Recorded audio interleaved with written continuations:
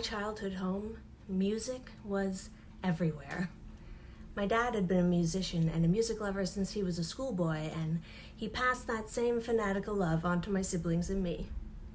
We read music long before we read novels, and we happily played our part in the family band. I started off butchering the recorder, but thankfully graduated to the rhythm section. Performing together was fun, but my favorite was Dad's old record player. No, don't touch the grooves, kiss a bit. Just keep your hands on the edges. I don't think I ever took a single breath while holding one of his records. I was so terrified of scratching them.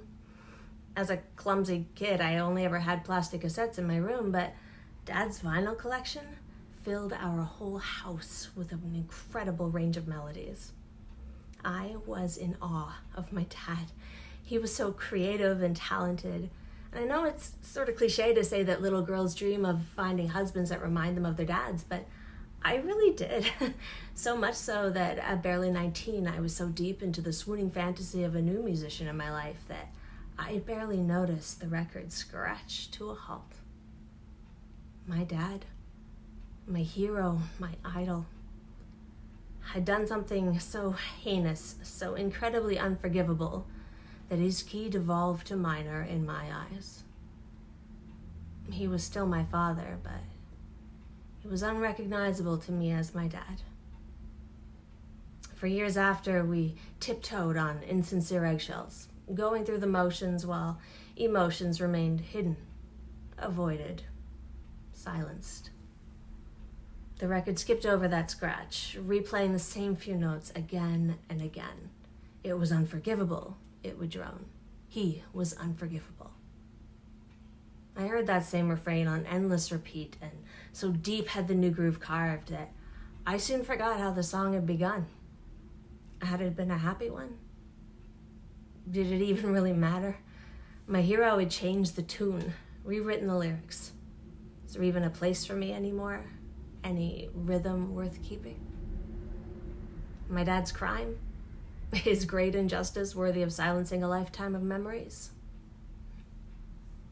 He fell in love. Amidst a veritable symphony of happenstance, he met someone new. I didn't quite take my mother's side in their divorce. I didn't take anyone's side, really. I simply ran.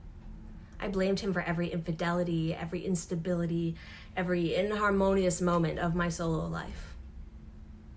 He was unforgivable, wasn't he? 25 years have passed, and I'm now nearly exactly the age that my dad was back then. Time is a powerful conductor.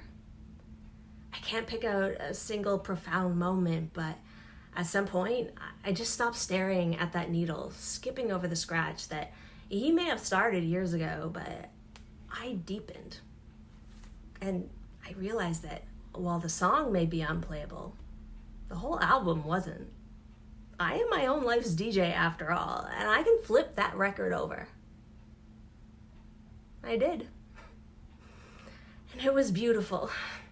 The crescendo welcomed the return of joy, of possibility, of insight and opportunity. An opportunity to know each other, not as the idolized figureheads, but as the richly complex, heart-centered people we'd both grown into. Do I forgive him? Turns out, I don't have to. Time can guide perspective away from emotion, and without all those callow notes, I can finally see my dad as the truly sincere, loving man he is. He didn't silence our song, he simply broadened the band. And I'm so grateful for this new era in which our music plays again. This is our coda, our B-side, and I have a hunch it's going to be a big hit.